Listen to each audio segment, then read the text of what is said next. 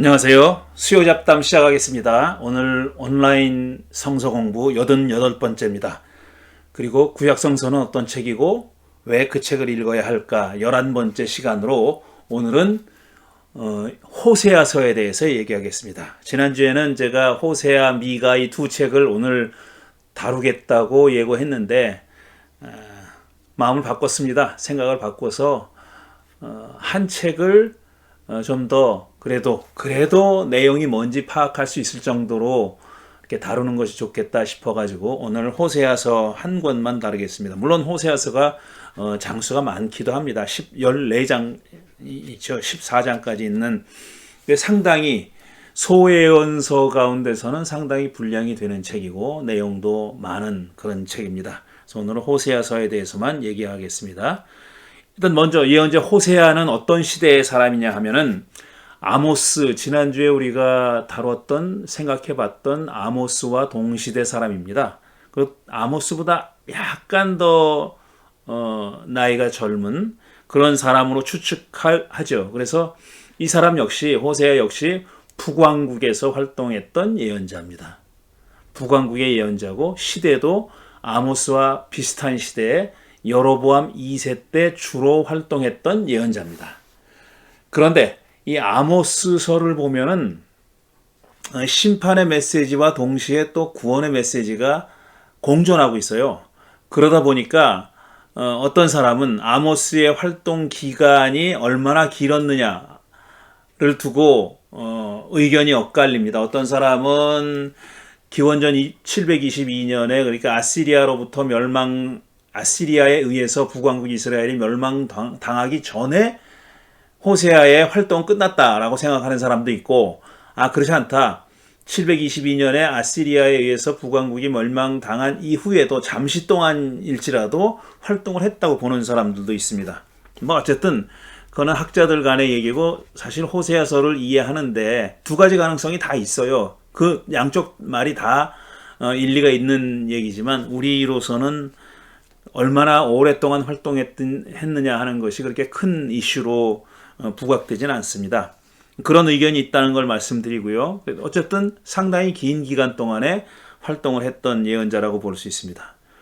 말씀드린 대로 호세아서는 이제 1장부터 14장까지 14장이나 있는데 그 중에 둘로 나눌 수 있어요. 호세아서의 구성을 보면은 1장부터 3장까지와 그 다음에 4장부터 마지막 장인 14장까지 이렇게 두 개의 큰 단락으로 나눌 수 있는데 1장부터 3장까지의 내용은 뭐냐면은 야훼와 이스라엘의 관계를 호세아와 고멜의 결혼 관계로 비유하는 그런 내용이 담겨 있습니다.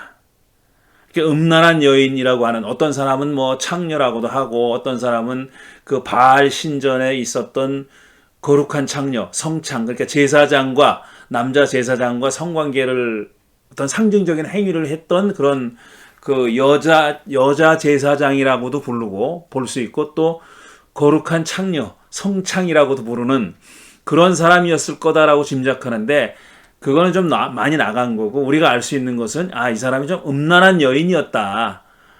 그러니까 호세아와 결혼하고 나서 바람을 핀 여인이다. 이 정도까지는 확실하게 얘기할 수 있는 거죠. 사실은 이 호세아와 고멜의 결혼을 실제로 일어난 일이라고 보지 않고 어떤 특별한 호세아서의 메시지를 전하기 위해서 설정된 어떤 그 틀이라고 보는 사람도 있습니다. 그러니까 실제로 결혼이 이루어진 게 아니라 일종의 비유라는 거죠. 그렇게 얘기하는 사람들도 있습니다.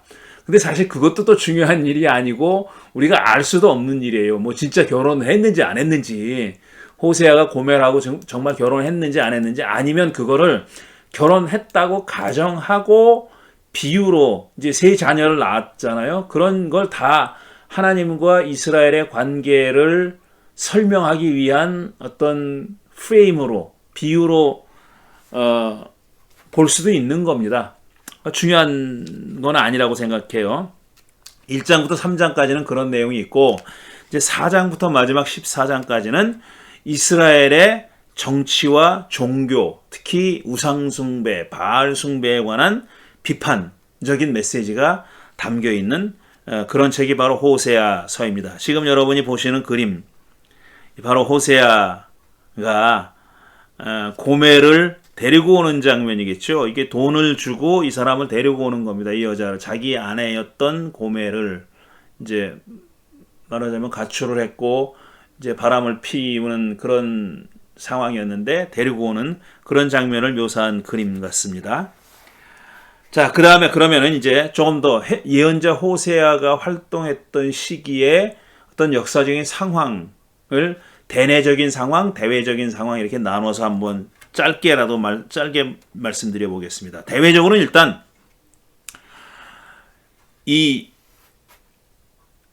그러니까 메소포타미아 지역, 그러니까 에집트에는 오랫동안 왕조가 바뀌고 왕국이 바뀌었지만 계속 커다란 제국으로, 거대한 제국으로 남아 있었어요. 그러니까 이게 뭐 여러 나라로 분열되거나 그런 일이 없었어요. 에집트는 그렇게 오래전부터 거대한 제국이었고 그런 제국의 힘이 가나안에까지 영향력을 미쳤던 겁니다. 그리고 가나안에 살았던 부족들 가운데 하나가 이스라엘이고요. 이스라엘과 유다고. 그러니까 오래전부터 대제국이었던 에집트의 영향을 줄곧 받아왔는데 메소포타미아는 좀 다릅니다. 메소포타미아는 그러니까 기원전 9세기입니까? 이 아시리아 제국이 신아시리아 제국이 신아시리아가 거대한 제국을 형성할 때까지는 메소포타미아 역시 이렇게 하나의 통일된 제국을 이루지 못하고 있었어요. 다양한 부족들이 서로 지역을 나눠 가지면서 이렇게 군웅할거하고 있었는데 말하자면 그런데 아시리아 제국이 이 메소포타미아 지역을 통일해 가지고 하나의 거대한 제국을 형성합니다. 그래서 700년대니까 이 기원전 8세기잖아요. 9세기에 그런 일이 일어났고 점점 세력을 확장해 가지고 그게 가나안 지역까지, 팔레스타인 지역까지 영향력을 미치게 됐고 팔레스타인에 살고 있던 다양한 부족들로부터 조공을 받아왔어요. 그러니까 직접 통치한 건 아니고 조공을 받아왔다는 거죠. 이렇게 세금을 가져간 겁니다. 그런 식으로 지배했어요. 말 안 들으면 조공을 안 내면 가서 공격해가지고 징벌을 하고 이런 식으로 지배해왔습니다. 그런 최초의 메소포타미아 지역의 거대한 제국이 바로 신아시리아 제국이에요. 그래서 북쪽 이스라엘도 이 호세아가 활동했던 시기에는 조공을 바쳐왔어요. 아시리아 제국에 조공을 바치면서 이제 하위의 지배를 당하는 종족이지만 그런대로 전쟁을 하지 않는 관계를 유지해 왔어요. 그러다가 8세기 말엽에 들어서서 아시리아가 이제 가나안에 있는 종족들을 직접 정벌하는, 공격을 해가지고 직접 지배하는 그런 전략으로 바뀝니다. 정책이 바뀌어요. 그래서 기원전 722년에 이 아시리아에 의해서 북왕국 이스라엘이 멸망하게 된 겁니다. 호세아가 활동했던 시기는 그런 일이 일어나기 직전이죠. 그러니까 아시리아가 가나안을 가나안 정벌이 임박했던 때, 그 시기에 활동했던 예언자가 바로 이 호세아입니다. 그래서 아시리아가 이렇게 쳐들어오려고 하니까 가나안에 있는 이스라엘을 포함한 족속들은 연대를 해야 되겠죠. 서로 연대를 해가지고 이게 방어하려고 생각했던 거예요. 아시리아 제국의 침공을 방어하려고 했는데 자기들끼리만 연대해서는 힘이 모자라니까 많은 경우에 에집트의 도움을 빌리려고 합니다. 그리고 또 반대로 이제 에집트가 침공에 들어올 때는 반대로 메소포타미아의 제국의 도움을 빌리려고 했어요. 거기서 왔다 갔다 한 겁니다. 시계추처럼 어느 제국이 더 크냐, 강성하냐에 따라서 그렇지 않은 상대적으로 약한 제국의 힘을 빌려가지고 자기를 보호하려 했던 겁니다. 그래서 아시리아가 이렇게 침공하는 그 침공이 가까워 오니까, 임박해 오니까 자기들도 연합을 하고 또 에집트와의 관계를 돈독히 하면서 에집트의 힘을 빌리려고 했던 거예요. 양쪽 사이에서 저울질했던 거죠. 그때가 바로 이 호세아가 활동했던 때가 바로 그런 때였습니다. 지금 여러분이 사진으로 보고 있는 이게 바로 아시리아 제국의 영토입니다. 여러분이 보시는 그 사진, 그 지도에서는 노란 색깔 부분이 바로 이 아시리아 제국의 판도예요. 그랬고요. 그 다음에 오른쪽 그 그림을 보면은 이제 부조죠. 조각품인데 이게 디글랏 빌레셀 3세예요. 그러니까 이 시기에 아시리아 제국의 황제입니다. 왕입니다. 그래서 이 가나안을 정벌하기 시작했을 때 그때의 왕입니다. 이 지금 남아 있는 그런 역사 자료로 제가 제시해 드린 겁니다. 그래서 보면은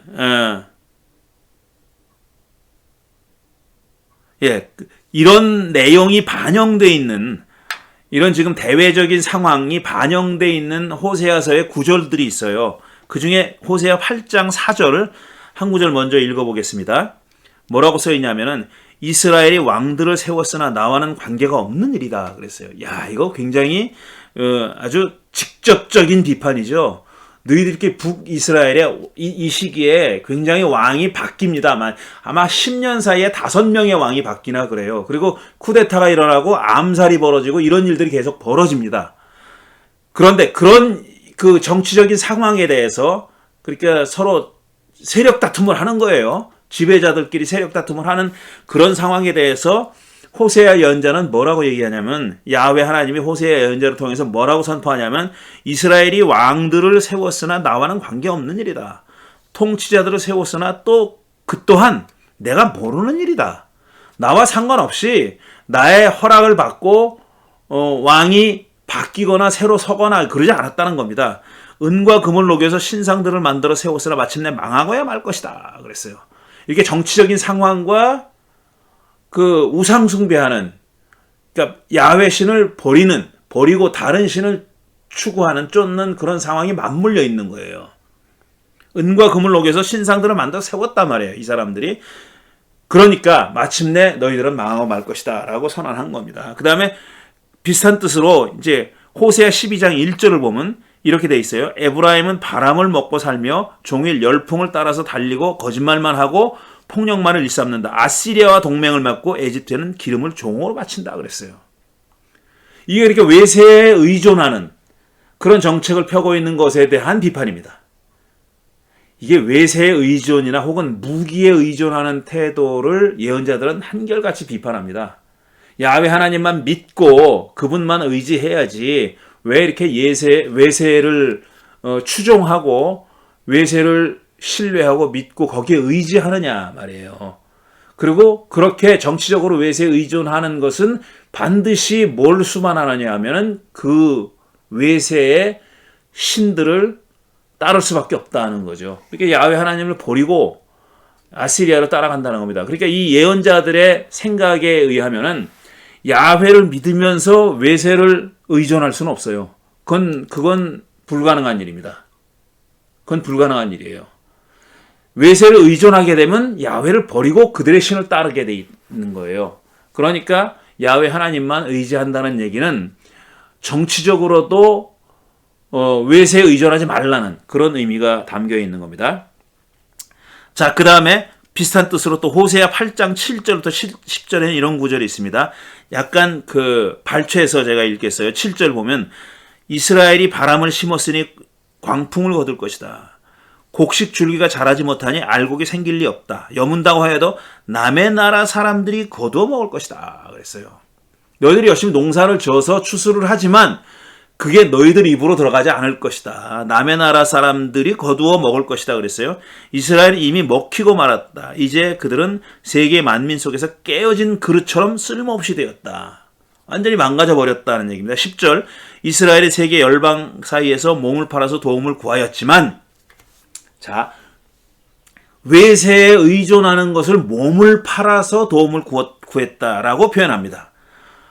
그러니까 이게 굉장히 섹슈얼한 이미지, 섹슈얼한 메타포죠. 그러니까 아주 성적인 은유, 비유를 하고 있는 겁니다. 이제 내가 이스라엘을 한 곳에 모아서 심판하겠다. 외국 왕들과 통치자들의 억압에 짓눌려서 이스라엘이 야위일 것이다. 그랬어요. 이런 메시지가 지금 이스라엘의 호세아를 통해서 선포된 겁니다. 맨 처음에 읽은 호세아 8장 4절은 이스라엘의 왕들을 세웠으나 나와는 관계없는 일이다 그랬죠. 그러니까 대내적인 어떤 정치 상황도 야훼 하나님의 의중과는 무관하게 지금 진행되었다라는 얘기입니다. 하나님의 뜻이 반영되어 있는 그런 그 내치가 아니라는 거죠. 그렇게 얘기했고, 그 다음에 읽은 호세아 12장이나 8장 같은 데서는 대외 관계도 대외적으로 큰 제국에 의존하는 것은 결국 너희 몸을 파는 일이나 마찬가지고 나를 저버리는 일이나 마찬가지다라는 얘기를 하는 겁니다. 그래서 방금 말씀드렸지만 군사 동맹을 하고 군사적으로 그 제국의 지배를 받는 것은 뭐와 나란히 가느냐 하면은 종교와 나란히 간다는 거죠. 그래서 이 아시리아 종교를 강요받을 수밖에 없다는 겁니다. 그래서 지금 제가 그림으로 가져온 게 바로 아시리아의 신인 아슈르입니다. 아슈르 신을 형상화한 건데 우리가 가지고 있는 호세아서는 아슈르 신이라는 이름이 안 나와요. 그 대신 죄다 뭐라고 부르냐면 바알 종교, 바알 신이라고 불러요. 근데 엄격하게 말하면 바알 신은 가나안의 신입니다. 가나안 종족들의 신이고 아시리아는 메소포타미아의 신은 아니에요. 메소포타미아의 신은 아시리아는 아슈르고 그 다음에 바벨론으로 오면 마르둑이라는 신이 등장하죠. 그게 메인 가시예요. 주신 주인공인 신이 바로 아슈르이고 또 바벨론 제국에 들어오면 마르둑이란 말이에요. 물론 아슈르 마르둑 말고도 다신사회니까 굉장히 많은 신이 있어요. 해신도 있고 달신도 있고 별신도 있고 생산 그 출산의 신도 있고 뭐 많이 있어요. 봄의 신도 있고 사랑의 신도 있고 많이 있는데 그 중에서 가장 높은 자리에 있는 신이 메인 가시잖아요. 메인 가시 아슈르 그다음에 마르둑이란 말이에요. 근데 이 호세아는 그렇게 부르지 않아요. 물론 마르둑은 등장하지 않아요. 아직 바벨론 제국이 등장하지 않았으니까. 근데 아시리아 제국의 신을 지칭하는데 바알신이라고 얘기하는 거예요. 이게 왜냐하면 바알신은 야훼 이외의 다른 신의 대표격인 이름입니다. 야훼 신 아닌 다른 신을 바알신이라고 그렇게 지칭했어요. 그래서 여기서도 이 호세아에도 바알신이라고 부르는 겁니다. 실제적으로는 뭐냐면 아시리아의 신은 아슈르라는 신입니다.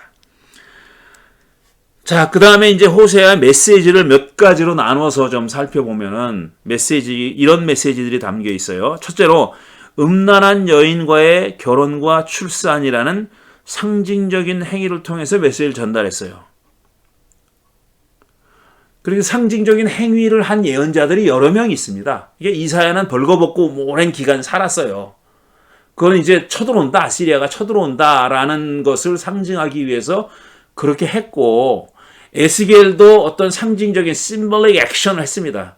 그렇게 예언자들이 이런 상징적인 행위를 했던 예언자들이 여러 명 있습니다. 여럿 있어요. 이사야, 지금 말씀드리는 대로 에스겔도 있고요.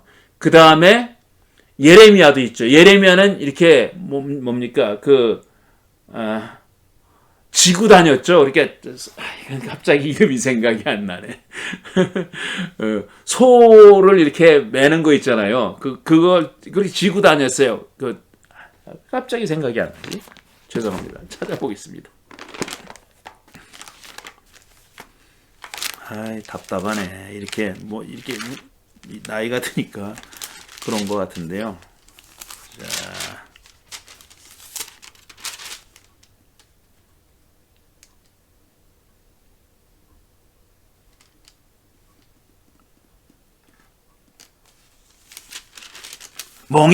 왜 멍해라는 말이 생각이 안 나지? 유명한 그 노래도 있는데도 그 멍해를 메고 다녔잖아요. 이렇게 우리가 그러니까 이스라엘이 유다가 바벨론의 지배를 받을 것이라는 것을 이렇게 몸으로 보여주는 행위로서 멍해를 지고 다녔죠. 멍해라는 말이 생각이 안 나요. 죄송합니다. 자, 그런 상징적인 행위로서 이 호세아는 정말 그 어떤 다른 예언자보다 더 아픈 고통스러운 상징적인 행위를 했는데 그게 뭐냐면은 음란한 여자인 고멜과 결혼 생활을 해가지고 자식을 낳는 거예요. 그게 이스라엘의 운명을 보여주는 그런 행위로서 그런 운명을 보여주는 상징적인 행위로서 그렇게 결혼을 했던 겁니다. 자, 그걸 그려주는 표현하는 데가 바로 호세아 1장 2절부터 9절까지입니다. 좀 길지만 읽어볼게요. 주님께서 처음으로 호세아를 시켜 이스라엘 사람들에게 말씀하실 때에, 자, 이제 호세아가 처음 야훼 하나님의 메시지를 전하는 거예요. 주님께서는 호세아에게 다음과 같이 말씀하셨다. 그러니까 뭐라고 메시지를 전하라고 그 당신이 백성들에게 전할 메시지를 호세아의 입에 담아주기 전에 먼저 이렇게 해라라고 어떤 액션, 행동에 대한 명령을 하셨다는 거죠. 그 내용이 뭐냐면 너는 가서 음란한 여인과 결혼하여 음란한 자식을 낳아라. 이 나라가 주를 버리고 떠나서 음란하게 살고 있기 때문이다. 자, 이런 메시지를 주면서 음란한 여자랑 결혼하고 자식을 낳으라 그랬어요. 그래서 호세아가 가서 디블라임의 딸 고멜과 결혼하였다. 족보 있는 여자입니다. 디블라임의 딸 고멜과 결혼했어요. 뭐 족보가 이렇게 고위층의 족보라는 뜻이 아니라 어쨌든 아버지의 이름이 밝혀진 거죠. 고멜이 임신하여 호세아의 아들을 낳습니다. 첫 번째 아들을 낳는데 주님께서 호세아에게 말씀하셨다. 그의 이름을 이스라엘이라고 하여라. 이스라엘이라는 뜻은 뭐냐면 하나님의 씨앗, 하나님이 씨 뿌렸다 이런 뜻이에요. 하나님이 씨를 뿌려서 낳았다 이런 뜻이에요. 이제 곧 내가 예후의 집을 심판하겠다. 예후는 그러니까 쿠데타를 일으켜가지고 북왕국의 이스라엘이 왕이 된 사람이잖아요. 그러니까 예후 왕조예요. 예후 왕조. 그 예후 왕조의 집을 심판하겠다는 거예요.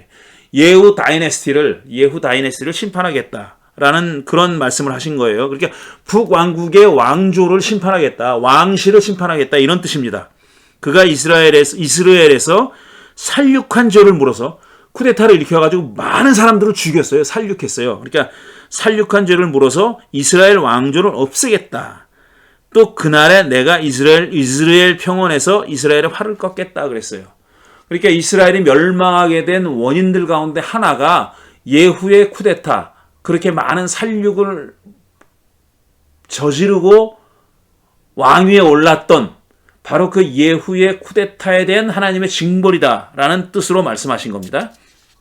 6절, 고멜이 다시 임신하여 딸을 낳았다. 이때 주님께서 호세아에게 말씀하셨다. 이번엔 딸을 낳았어요. 처음에 이스라엘이라는 아들을 낳았는데 두 번째는 딸을 낳았어요. 그리고 말씀하시기를 그 딸 이름을 로루하마라고 하여라. 로는 히브리 말로 not입니다. 부정어예요. 그게 아니다. 뭐가 아니다. 그 뒤에 나오는 말이 아니다. 루하마라는 말은 compassion이라는 말이에요. mercy, compassion, 그러니까 자비롭다.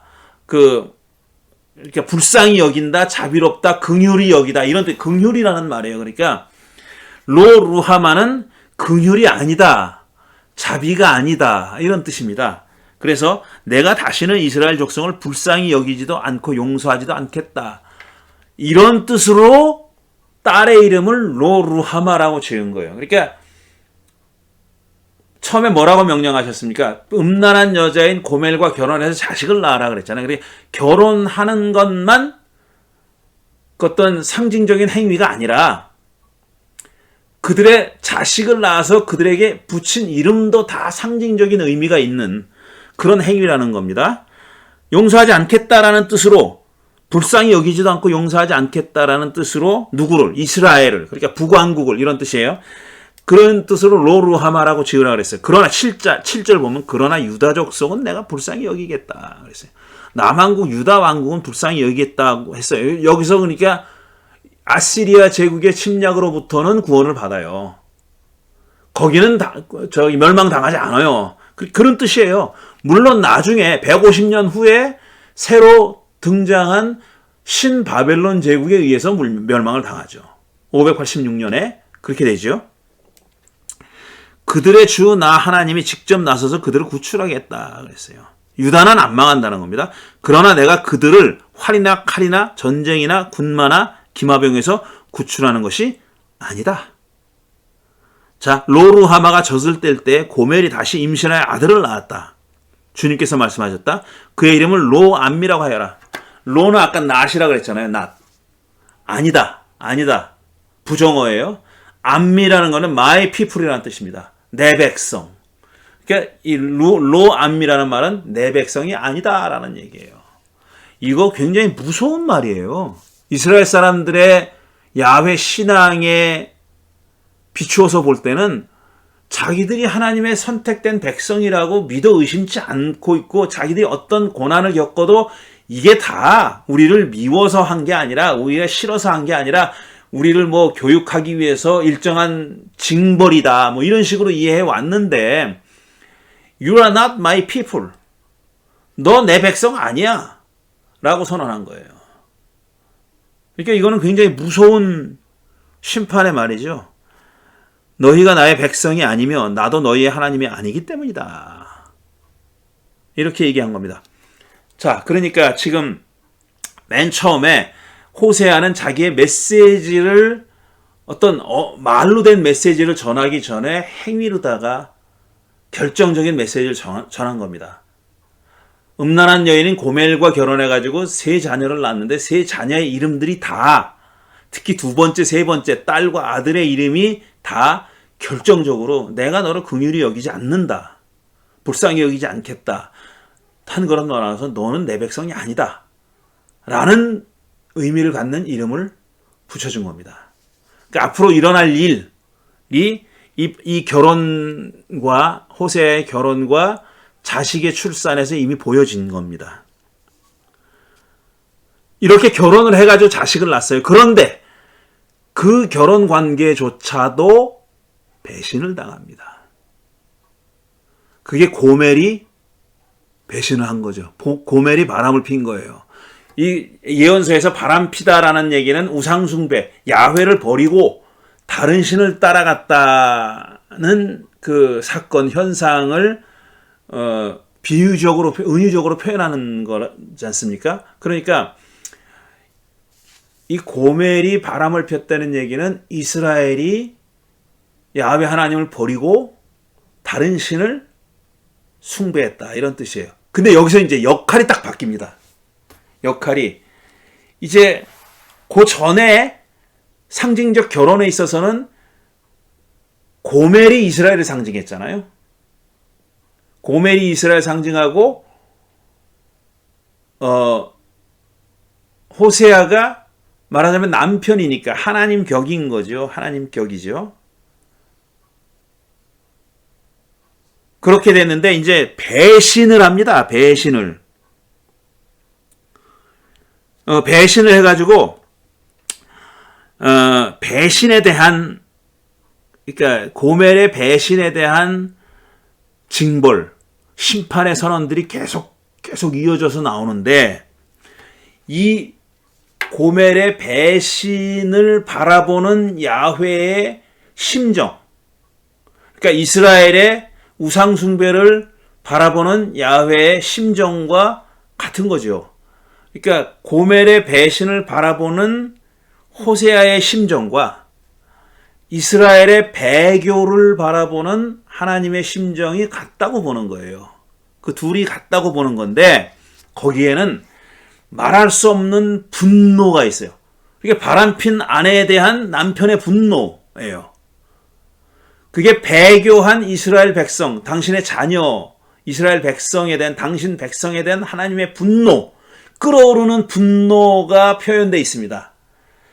이 분노의 표현이 말이죠, 우리가 지난주에 살펴봤던 아모스는 그래도 호세아에 비하면 이렇게 한 발짝 떨어져서 바라보는 것 같은 느낌을 줘요. 그런데 호세아는 그렇게 뭔가 제3자적인 입장이 아니에요. 물론 제3자라는 말은 어폐가 있어요. 제3자인 적이 없습니다. 하나님이 결코 이스라엘 백성에게 제3자는 아닌데, 그래도 아모스도 마찬가지로 제사를 비판하고 하나님께 드리는 예배를 비판하고 사회 정의를 지키지 않았다는 걸 비판하고, 그 다음에 지배자들, 왕들을 비롯한 지배자들이 가난한 사람들을 착취하는 거, 그런 거에 대해서 아주 강렬하게 비판하잖아요. 그런데 호세아랑 비교하면은 뭐라 그럴까, 그 호세아의 그러니까 바람난 아내를 향한 호세아의 아주 뜨거운 분노와 더불어 좀 애절하고 애틋한 마음 있잖아요. 그래도 내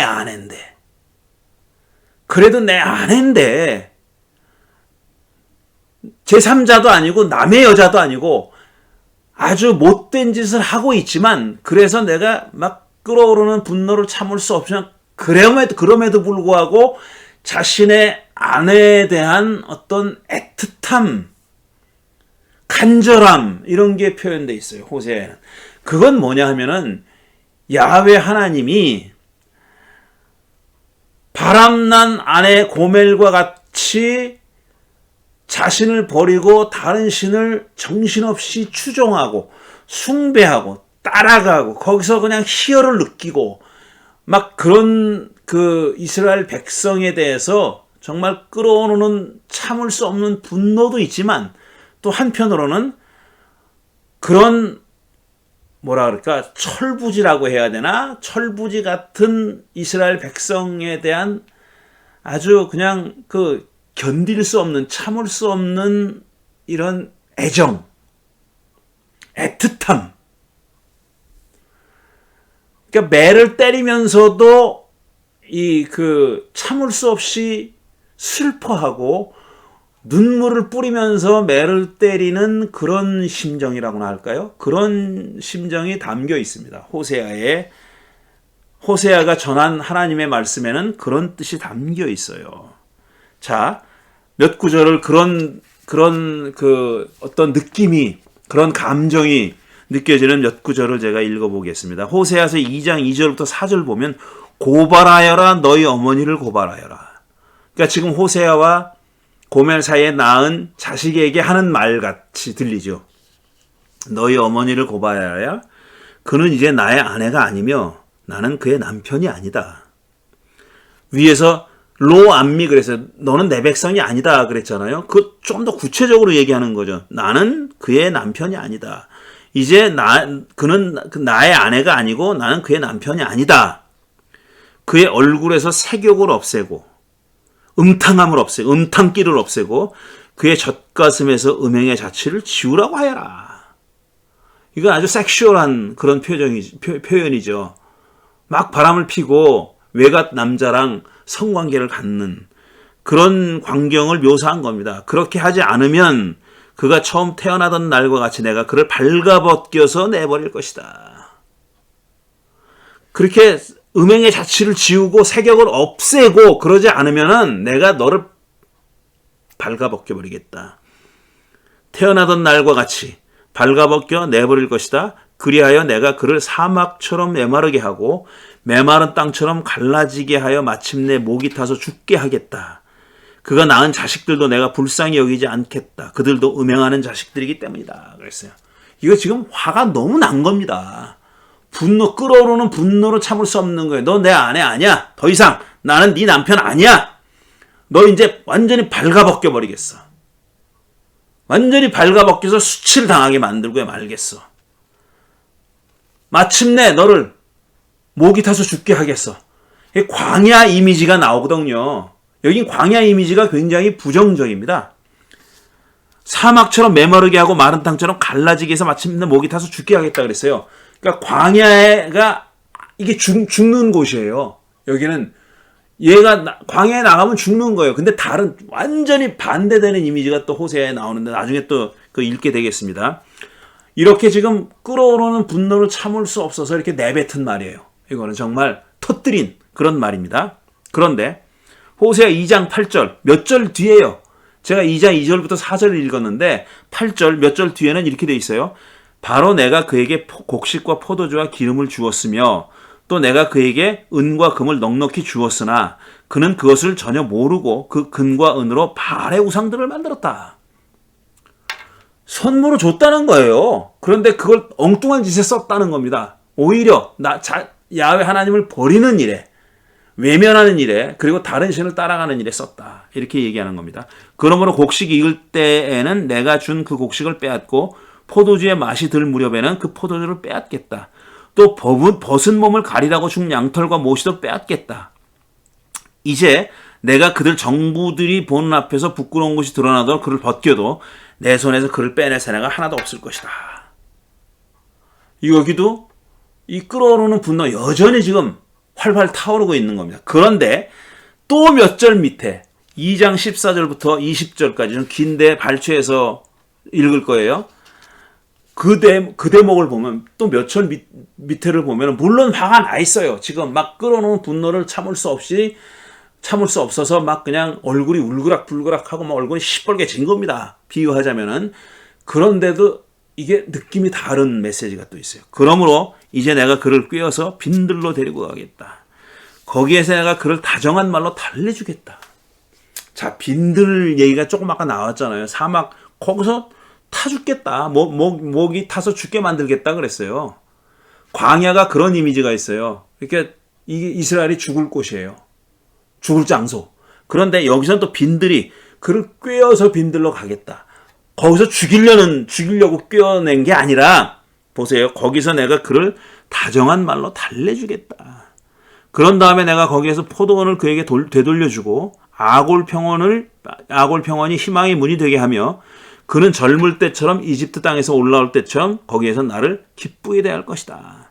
그날에 너는 나를 나의 남편이라고 부르고 다시는 나의 주인이라고 부르지 않을 것이다. 나 주의 말이다. 계속 조금 더 읽고 난 다음에 20절까지 읽고 난 다음에 조금 해설할게요. 19절 그때 내가 너를 영원히 아내로 맞아들이고 너에게 정의와 공평을 대하고 너에게 정의와 공평으로 대하고 너에게 변함없는 사랑과 긍휼을 보여주고 너를 아내로 삼겠다. 내가 너에게 성실한 마음으로 너와 결혼하겠다. 그러면 너는 나 주를 바로 알 것이다. 자, 몇 절 위에서는 지금 뭐라 그랬어요? 너는 내 아내가 아니다. 나는 네 남편도 아니다. 너를 사막에 끌고 나가서 목이 타서 죽게 하겠다 그랬습니다. 그렇게 얘기해. 곡식을 키우고 포도원을 가꿔도 그 네 입으로 안 들어갈 거야. 다 빼앗길 거야. 이렇게 얘기했어요. 게다가 너 벗은 몸을 가리라고 준 옷도 다 빼앗아 버리겠다. 그렇게 얘기했어요. 완전히 발가벗겨가지고 개망신하게 만들겠다. 라고 얘기했는데 그 몇 절 밑에는 지금 읽은 이런 귀절이 있는 거면 완전히 다르죠. 광야로 널 불러내서 다정한 말로 너를 달래주겠다 그랬어요. 포도원도 돌려주겠대요. 그걸 희망의 문으로 만들겠대요. 뭐 이런 식으로 얘기하는 겁니다. 그리고 나서 결정적으로 너 이제 나를 나의 주인이라고 부르지 않고 바알리, 히브리 말로 바알리에 리는 마이예요. 마이 바알임, 나의 주, 마스터, 마이 마스터예요. 그러니까 영어로 하면은 내 주인님, 나의 주인님이라고 부르지 않고 이씨는 man, person, husband 이런 뜻입니다. 근데 역시 나의 마이가 붙어 있어요 뒤에. 그러니까 나의 남편이라고 부를 것이다. 나의 남자라고. 나의 남자여 나의 남편이라고 부를 것이다 그랬어요. 뭐라고 부르지 않고 바알리 나의 주인님이라고 부르지 않고 나의 남편이라고 부를 것이다. 아 이건 뭡니까? 몇 절 앞에서는 너는 이제 내 아내도 아니야. 나는 네 남편도 아니야라고 얘기했는데 완전히 돌변했어요. 그런데 이게 잘 읽어보면 호세아를 전체적으로 잘 읽어보면 어떤 느낌이 드냐 하면은 이런 완전히 100%다 화가 풀어져서 그러니까 언제 내가 분노했냐는 식으로 화가 다 풀어져가지고 마치 진짜 정신적으로 문제가 있는 사람의 이 조울증 있는 사람이 갑자기 우울증이 왔다가 갑자기 조증으로 바뀌고 그런 것처럼 보이지만 실제로 그게 아니에요. 지금 마음속에 있는 이 분노 지금 2장 앞부분 읽은데 2장 2절부터 4절 8절 이하 그런 분노를 가지고 있어요. 꾹꾹 누르고 있는 겁니다. 꾹꾹 누르고 있으면서 다시 한번 손길을 내미는 거예요. 손을 내미는 거예요. 내 손 잡으라고 내미는 거예요. 근데 이 분노가 지금 겉으로 표현되어 있지 않지만 이 안에 이게 여전히 부글부글 끓고 있는 겁니다. 그런 양가의 감정을 야훼 하나님이 느끼고 있다고 호세아가 느낀 거예요. 그리고 호세아도 그런 야훼 하나님의 말씀을 전하면서 행동으로 또 말로다가 그런 그 야훼 하나님의 메시지를 전하면서 같은 감정을 느끼고 있는 거예요. 고멜에 대해서 상징적이죠. 고멜에 대해 음란한 여자인 그래서 바람을 핀 고멜에 대해서도 그런 감정을 느끼고 있는 거예요. 여전히 나는 네 남편이야. 내게 돌아와. 이렇게 얘기하고 있는 거예요. 근데 이 깊은 곳에서는, 그 마음 깊은 곳에서는, 가슴 깊은 곳에서는 분노가 여전히 살아있는 겁니다. 자신이 컨플릭이 있는 거예요. 자신 안에서 지금 내적인 갈등이 있는 거예요. 제가 미워 죽겠기도 하고, 미워 죽겠는데, 그래도 저를 감싸 안으려고 하는 그런 컴패션이, mercy가, 자비와 긍휼이 있는 거예요. 그걸 버리지 못하는 그런 상황인 겁니다. 자, 그래서 호세아서의 특징으로 몇 가지를 더 들어보면은, 자, 이스라엘 비판의 핵심은 바알 숭배예요. 물론 사회 정의, 아모스가 전한 메시지를 비슷한 메시지를 호세아도 가지고 있습니다. 그러나 메인은 주된 비판은 뭐냐면은 바알 숭배에 대한 비판이다 하는 거고, 거기에 대해서는 이미 몇 가지를 읽었고요. 그 다음에 지금 말씀드린 대로 심판과 구원의 메시지가 공존하고 있어요. 심판과 구원의 메시지가 공존하고 있는 거를 절묘하게 어떤 메타포를 통해서 그걸 표현하냐면 광야 메타포를 통해서 그렇게 하는 겁니다. 광야는 일반적으로 볼 때 죽음의 장소예요. 아무것도 살 수 없는 장소입니다. 거기 사람을 던져 놓으면 죽게 돼 있어요. 하갈과 이스마엘, 창세기에 나오는 하갈과 이스마엘의 이야기를 읽어보세요. 그거 죽을 뻔했잖아요. 죽으려고 그랬는데 천사가 나타나가지고 살려줬지 않습니까?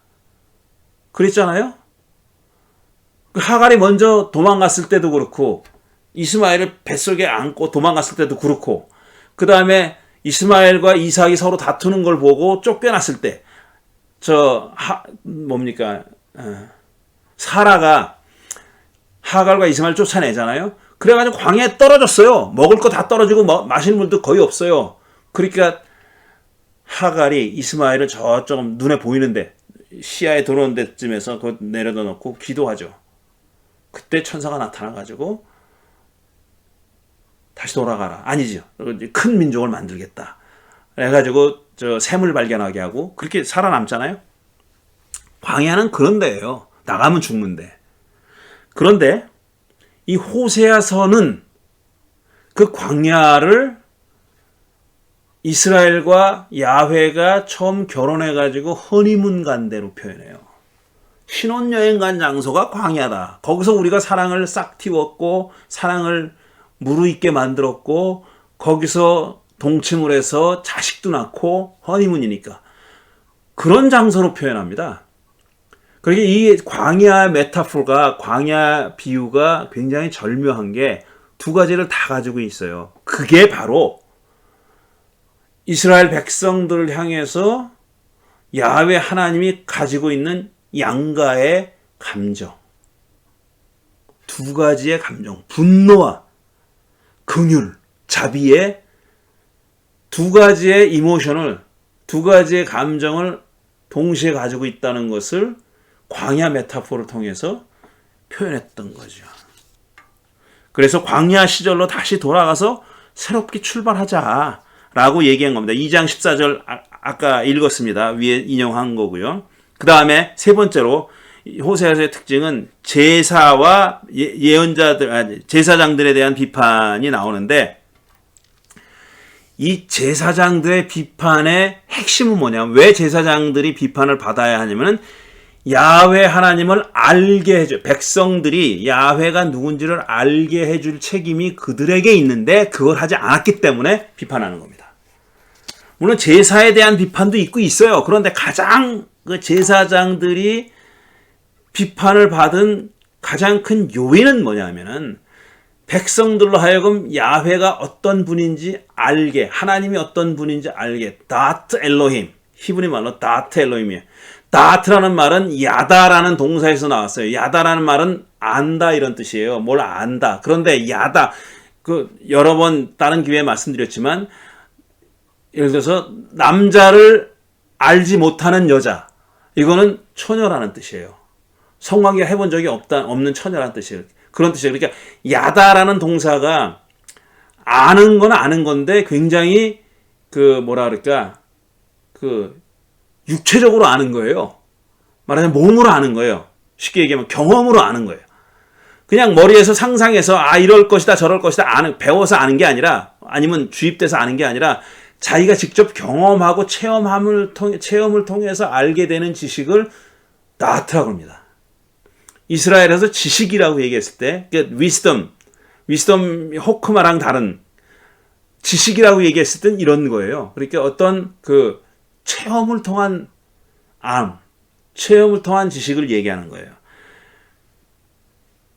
이 제사장이 욕을 먹고 야훼로부터 비판받고 벌을 받아야 하는 이유는 뭐냐면은 그 다트 엘로힘을, 야훼를 아는 지식을 백성들에게 전해주지 않은 거예요. 그게 가장 큰 이유입니다. 그래서 호세아 4장 6절부터 10절을 보면은 제사장들에 대해서 이렇게 비판합니다. 내 백성이 나를 알지 못하여 망한다. 자, 나를 알지 못해서 망한다. 이게 다트 엘로힘이에요. 다트 엘로힘. 하나님을 알지 못해서, 그러니까 바꿔 말하면 하나님에 대한 지식이 없어서 망한다, 이런 뜻이에요. 내가 제사장이라고 하면서 내가 가르쳐준 것을 버리니 나도 너를 버려서 내가 다시는 나의 성직을 맡지 못하게 하겠다. 이거 우리말로 이 새번역 성경인데 풀어서 얘기한 거예요. 뒤에도 내가 가르쳐준 것을 버리니, 그거 원래 히브리 말을 영어로 하면 rejected knowledge예요. 그러니까 지식을, 야훼 하나님에 대한 지식을 reject 했다는 겁니다. 거부했다는 거예요. 내다 버렸다. 이런 뜻이에요. 제사장이라고 하면서 하나님에 대한 지식을 버렸으니, 이런 뜻입니다. 그러니까 내가 가르쳐 준 것을 버리니 그랬잖아요. 근데 풀어서 얘기한 거예요. 이건 한마디로 돼 있어요. 히브리 원문에는. 지식을 버렸으니 이렇게 돼 있습니다. 지식을 버렸으니. 나도 너를 버려서 내가 다시는 나의 성직을 맡지 못하게 하겠다. 내 하나님의 율법을 내가 마음에 두지 않으니 나도 내 하나님 아들, 딸들을 마음에 두지 않겠다. 제사장이 많아지면 많아질수록 나에게 짓는 죄도 더 많아지니 내가 그들의 영광을 수치로 바꾸겠다. 그들은 내 백성이 바치는 속죄 제물을 먹으면서 살고 내 백성이 죄를 더 짓기를 바라고 있다. 참 재밌는 얘기죠. 자, 제사장은 속죄 제물을 먹으면서 사는 거 아는 거예요. 제물을 바치지만 하나님이 그 고기를 먹는 건 아니잖아요. 그러니까 그 고기는 다 제물로 바쳐진 짐승의 고기는 제사장들이 먹는 겁니다. 그러니까 백성이 죄를 많이 지으면 속죄 제물 더 많이 바치겠죠. 그러면 제사장들의 배가 불러지는 겁니다. 그 얘기를 하고 있는 거예요. 그러므로 백성이나 제사장이 똑같이 심판을 받을 것이다. 내가 그 행실대로 벌하고 한 일을 따라서 갚을 것이니 아무리 먹어도 배부르지 않고 아무리 음행을 하여도 자손이 불어나지 않을 것이다. 이 백성이 다른 신들을 섬기고 나를 버렸기 때문이다. 이렇게 되기까지 제사장들이 할 일 안 했다. 다트 엘로힘을 가르쳐주지 않았다. 야훼 하나님을 아는 지식을 가르쳐주지 않았다. 이런 뜻입니다. 자, 그 다음에 제사장은 그래서 비판을 받은 거고요. 그 다음에 호세아서가 그리고 있는 하나님은 어떤 분이냐 하는 겁니다. 호세아의 하나님, 첫째로 질투하는 남편이에요. 이건 제가 읽었으니까 더 반복하지 않겠어요. 호세아 2장에 나오는 얘기고, 그 다음에 또 11장에 가면은 아버지로 지금 메타포가 돼 있어요. 아버지로 비유돼 있어요. 은유가 돼 있어요. 11장 1절부터 4절 보면 이스라엘이 어린이 아이일 때 내가 그를 사랑하여 내 아들을 에집트에서 불러냈다.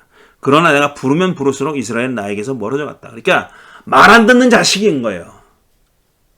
말 안 듣는 자식이고 이 아버지는 그럴수록 더 부르는 자애로운 아버지.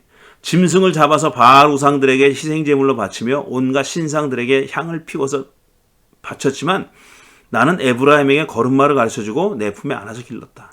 이런 짓을 함에도 불구하고 나는 거룩말을 가르쳐주고 내 품에 안아서 길렀다. 에브라임은 이스라엘의 다른 이름입니다.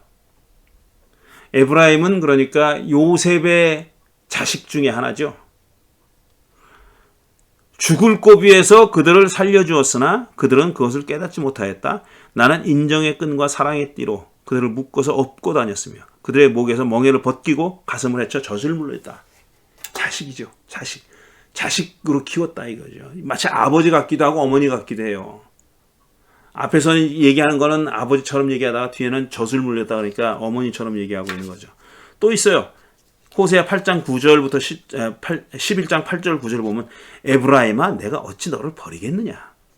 이스라엘아 내가 어찌 너를 원수의 손에서 넘기겠느냐. 이 에브라임과 이스라엘은 같은 대상인데 이름을 달리 부른 거예요. 다른 대상이 아니에요.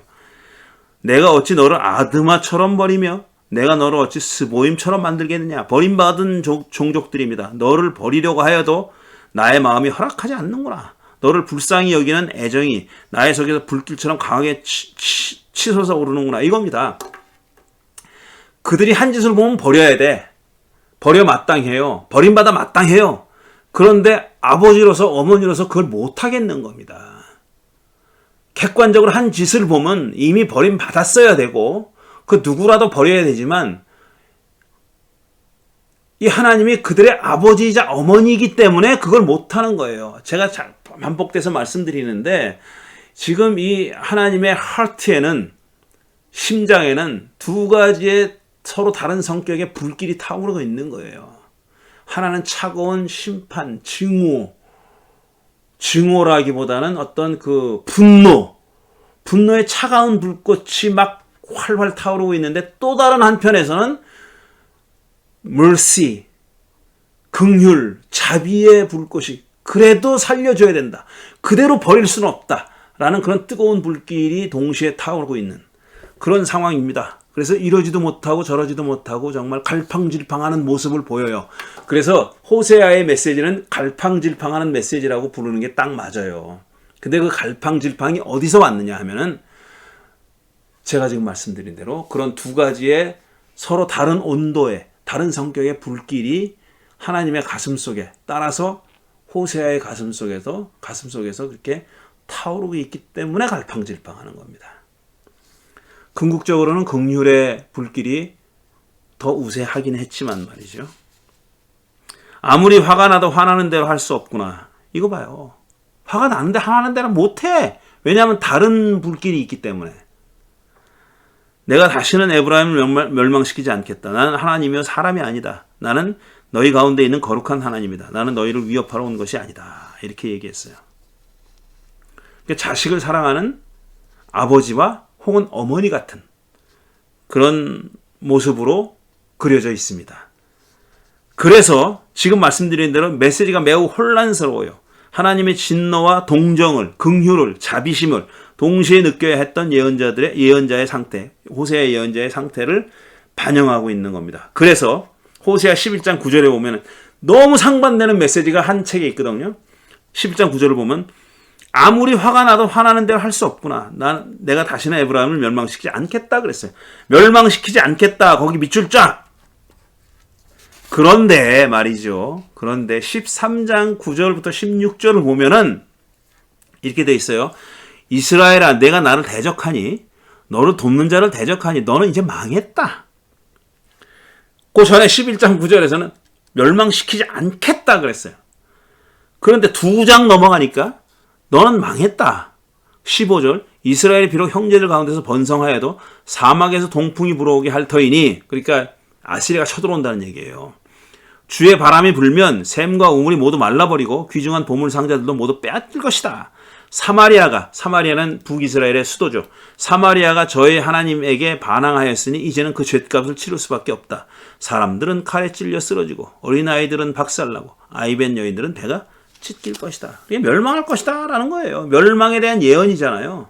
이건 뭐 애누리가 없어요. 다른 어떤 여지가 없어요. 너 이제 망했다 말이야.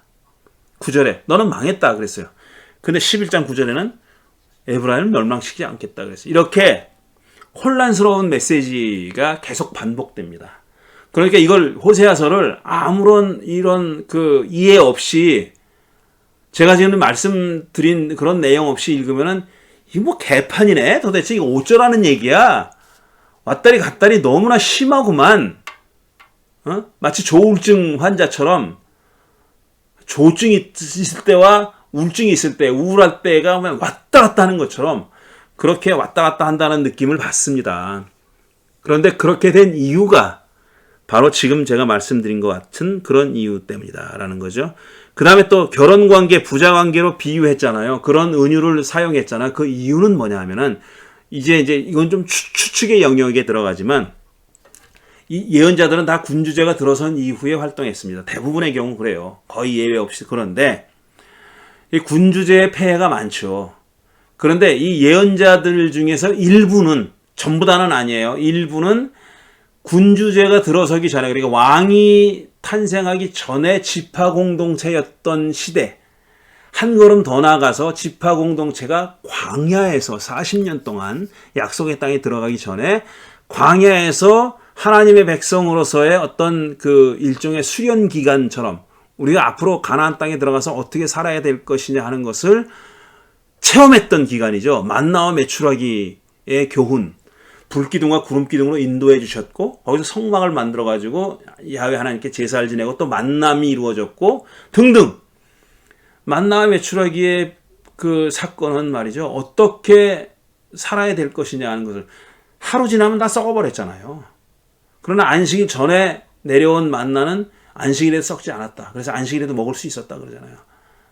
그러니까 그런 일이 일어났다 안 일어났다 가지고 다투고 싸우고 그럴 일이 아니에요. 그런 사건이 뭘 말하고 싶은 거냐. 이제 야훼 하나님의, 출애굽한 야훼 하나님의 백성은 어떤 제도로, 어떤 소셜 스트럭처를 가지고, 시스템을 가지고 살아야 될 것인가를 보여주는 사건이에요. 그런 의미에서 지금 호세아가 광야 시대를 이렇게 회고하면서 그걸 아이디얼라이즈 했잖아요. 아주 이상적인 허니문이라고 얘기했잖아요. 그건 아마도 이 왕정 시대 이후에 이스라엘에서 벌어졌던, 북왕국 이스라엘과 남왕국 유다에서 공이 벌어졌던 그런 어떤 그 계층화, 양극화, 부자와 권력자들이 가난한 사람들을, 보통 사람들을 착취하는 그런 사회제도, 이걸 없애는 길은 그 이전 시대로 돌아가는 길이다 라고 생각했고, 그 지파 공동체 시대를 상징하는 가장 훌륭한 인간관계가 뭐냐면 결혼관계와 부자관계, 가족이다 말이야. 그러니까 한마디로 하면 가족이다. 그러니까 가족 같은 지파 공동체, 이런 걸 이상으로 생각했다고 보여집니다. 그래서 호세아서 2장 보면은 이런 구절이 있어요. 그때 내가 너를 영원히 아내로 맞아들이고 너에게 공평과 정의와 공평으로 대하고 너에게 변함없는 사랑과 긍휼을 보여주며 너를 아내로 삼겠다. 그러니까 다시 허니문 기간 했던 때로 돌아가면은 이렇게 해주겠다는 거면, 내가 너에게 성실한 마음으로 너와 결혼하겠다. 그러면 너는 나 주를 바로 알 것이다. 이게 다트 엘로힘이에요. 다트 엘로힘, 하나님을 아는 지식, 바로 알게 될 것이다. 하나님을 아는 지식은 지금 정의, 공평, 사랑, 긍휼, 중요한 키워드들이 여기 등장했습니다. 그리고 그것들은 바로 하나님을 아는 지식과 다트 엘로힘과 긴밀하게 연관되어 있는 거예요. 긴밀하게 연관되어 있는 거예요. 그날에 내가 응답할 것이다. 나 주의 말이다. 나는 하늘에 응답하고 하늘은 땅에 응답하고 땅은 곡식과 포도주와 올리브 기름에 응답하고 그 먹거리들은 이스라엘에 응답할 것이다. 이게 얼마나 훌륭한 서클 오브 라이프입니까? 얼마나 훌륭한 생명의 순환이에요. 하나님이 하늘에 응답하고 하늘은 땅에 응답하고 땅은 곡식에 응답하고 곡식은 사람들에게 응답한다. 그때 내가 이스라엘을 이 땅에 심어서 나의 백성으로 키우고 로루하마를 사랑하여 루하마가 될 것이다. 되게 할 것이다. 로암미에서 이제 너는 압니다. 하고 내가 말하면 그가 나에게 주님은 나의 하나님이십니다. 라고 대답할 것이다. 이게 얼마나 정말 완전한 관계죠. 정말 퍼펙트한, 완전한 이상적인 관계예요. 이제 더 이상 로루하마가 아니라 루하마다. 긍휼히 여길 것이다. 로암미, 나의 백성이 아닌 게 아니라 바로 람미다. 나의 백성이다. 그리고 그렇게 하나님이 그렇게 선언하니까 이스라엘 백성들도 이제 주님은 나의 하나님이십니다. 야훼는 나의 하나님이십니다. 라고 응답할 것이다. 라고 얘기한 거죠. 다시 반복하는데 그 다음에 여섯 번째로 아모스와 비교하면 하나님의 내면 깊은 곳까지 들어가 하나님의 분노와 애끓는 애정을 동시에 경험한 예언자가 바로 호세아입니다. 호세아 6장 4절부터 6절을 보면은 그런 그 애끓는 심정이 잘 표현되어 있어요. 에브라임아, 내가 너를 어떻게 하면 좋겠느냐. 야, 이게 정말 하나님이 어떻게 하면 좋겠냐. 내가 너를 이 양가의 감정이 다 있는 거고 그 두 개의 그 감정에서부터 비롯된 행위는 다 정당해요. 분노로부터 나오는 심판도 정당하고 그 다음에 긍휼로부터 나오는 구원도 정당해요. 근데 두 개는 완전히 상극이야. 근데 그 상극인 그 마음이 한 하나님의 심장 속에 있는 겁니다, 지금. 에브라임아, 내가 너를 어떻게 하면 좋겠느냐. 유다야, 내가 너를 어떻게 하면 좋겠느냐. 나를 사랑하는 너희의 마음은 아침 안개와 같고 덧없이 사라지는 이슬과 같구나. 그래서 내가 예언자들을 보내어 너희를 산산조각 나게 하였으며 나의 입에서 나오는 모든 말로 너희를 죽였고 나의 심판이 너희 위에 번개처럼 빛난다. 자, 지금은 긍휼의 마음이 지금 잦아들었고 긍휼의 불길이 잦아들었고 분노의 불길이 더 거세게 타오르고 있는 상태를 표현하고 있는 거죠. 내가 바라는 것은 변함없는 사랑의 제사가 아니다. 불살라 바치는 제사보다는 너희가 나 하나님을 알기를 더 바란다. 나에 대한 지식을 갖기를 바란다. 다트 엘로힘, 다트 야훼, 이겁니다. 그래서 다시 말씀드렸지만 다시 정리해서 말씀드린 다트 엘로힘이라는 것은 뭐냐면은 하나님을 아는 것이에요. knowledge of God입니다. 그런데 그냥 추상적으로 어떤 머리로만 지식으로만 안다 이런 게 이런 분이구나 저런 분이구나 이렇게 아는 게 아니라 하나님과 통해야 되는 거예요. 소통해야 되는 거고 심지어는 이게 육체적 관계를 맺는 때 야다라는 말을 쓴다고 했잖아요. 그러니까 안다라고 했을 때 내가 아무개 A를 알아. 그러면 A와 나는 육체적인 관계를 맺었다는 뜻이에요. 그런 뜻인데 그 정도로 완전히 실존적으로 통하는 그런 관계를 얘기하는 겁니다. 추상적인 개념의 알미 아니라 내적인 귀속, 하나 되는 것. 그 다음에 영혼 속으로 받아들여지는 것 의미하는 거예요. 제가 자주 얘기하지만 하나님의 영혼 속으로 풍덩 들어가는 거예요. 그게 예언자입니다. 거기서 하나님과 공감을 하는 거예요. empathy 혹은 compassion. 그래야 예언자가 되는 겁니다. 예언자는 어떤 자연적인 상태에서 어떤 방식으로 됐든 하나님이 그 메시지만 전했고 그걸 그대로 읊어내는 그런 사람이 아니다라고 했어요. 그래서 내적인 감정을 나누고 내면의 진실한 의도까지 파악하는 것이 바로 다트 엘로힘이다. 그랬고 조금 아까 읽었지만 다트 엘로힘의 가장 중요한 키 컨셉트가 뭐냐면은 정의와 공평, 사랑과 긍휼 이겁니다. 지금 보시는 히브리 말이 다트 엘로힘이라는 말이에요. 이렇게 씁니다. 그래서 계속 다트 엘로힘이 나오는데 이게 호세아에서 여러 번 나와요. 13장 4절 5절을 보면 그러나 나는 너희가 에집트 땅에서 살 때부터 주 너희의 하나님이다. 그때 너희가 아는 하나님은 나밖에 없고 너희가 야다 하는 하나님은 나밖에 없고 깊이 아는 하나님은 나밖에 없다. 나 말고는 다른 구원자가 없었다. 나는 저 광야에서 그 메마른 땅에서 너희를 먹이고 살렸다. 허니문이에요. 허니문. 그 다음에 호세아 6장 3절 6절 보면은 우리가 주님을 알자. 애써 주님을 알자. 자, 여기에 대한 나를 알아다오라는 하나님의 호소에 대한 리스판스입니다. 백성들이 호세아가 전하는 백성들은 이렇게 리스판스 해야 된다. 이렇게 반응해야 된다. 응답해야 된다라는 거예요. 우리가 주님을 알자. 애써 주님을 알자. 새벽마다 여명이 오듯이 주님께서도 그처럼 어김없이 우리에 오시고 해마다 쏟아지는 가을비처럼 오시고 땅에서 적시는 봄비처럼 오신다. 내가 바라는 것은 그 다음에 6절 보면 내가 바라는 것은 변함없는 사랑이지 제사가 아니다. 불살라 바치는 제사보다는 너희가 나 하나님을 알기를 더 바란다. 앞에서 더 인용했던 구절입니다.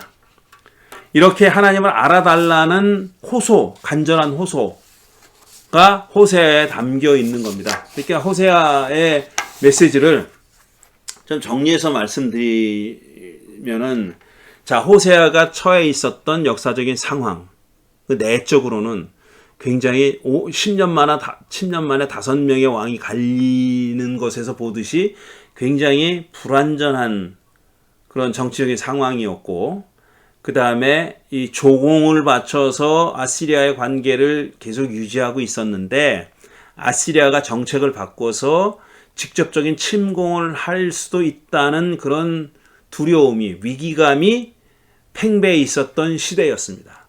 그런데 그런 시기에 이스라엘 안에서 이 정치적인 리더들과 권력자들과 백성들은 어떤 상태였냐면은 마치 고멜이 자기 남편인 호세아를 배신하고 다른 남자와 정을 통하고 그렇게 했던 것처럼 야훼 하나님을 버리고 바알로 대표되는 이 야훼 아닌 다른 신들을 쫓아가던 시기였다는 거죠. 그것도 세교계 가득 차서 그 다음에 옷소매를 풀어헤치고 옷자락을 풀어헤치고 정말 이 굶주린 세교계 굶주린 그런 여인처럼 이거 섹시스트라고 저를 비난하지 마십시오. 그렇게 표현되어 있는 거예요. 호세아에.